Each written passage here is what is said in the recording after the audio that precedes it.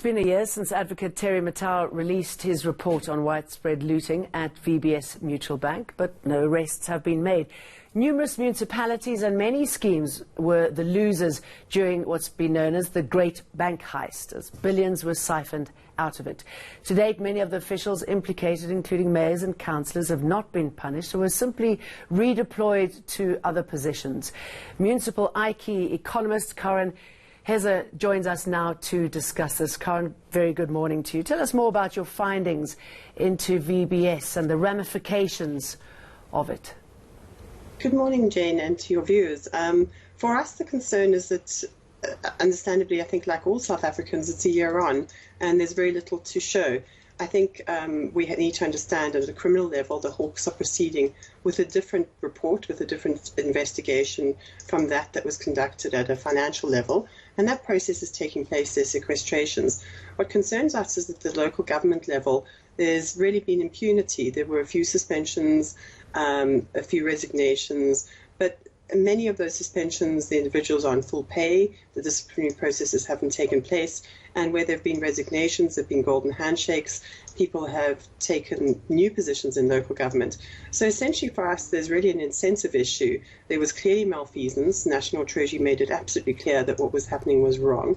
And really there's just been very little accountability. And I think for us, the concern is we see service delivery protests, we see municipal buildings being burnt, and the question is why, and this really answers it. So there's a lack of legitimacy, a lack of accountability to communities, and often in the instance of VBS Mutual, very poor communities that really need funds, as well as workers in municipalities like West Rand District who had to wait for their salaries to be paid.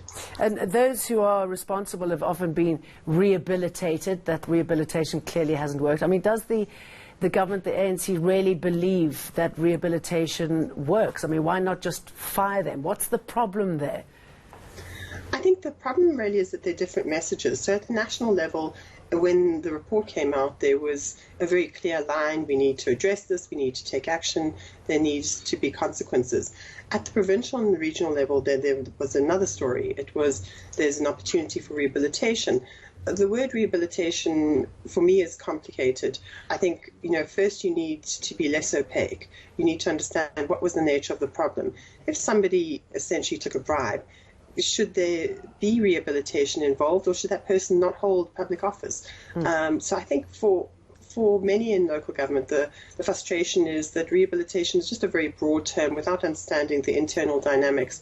And really, as an outsider, what's frustrating is there are obviously structures that cannot be understood.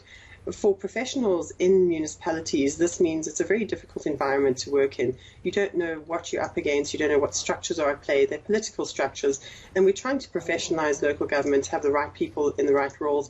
And what you'll do by really not holding people to account for malfeasance is you're pushing out serious professionals who want to get on with service delivery by putting in place and putting first political processes. And is it a lack of understanding that what's been done is wrong? I mean, if everyone else is doing it, why shouldn't I? Is that what dominates here, or is it looking after each other so that you don't take the fall? It's very hard to understand exactly what has happened because of the lack of clarity around these processes.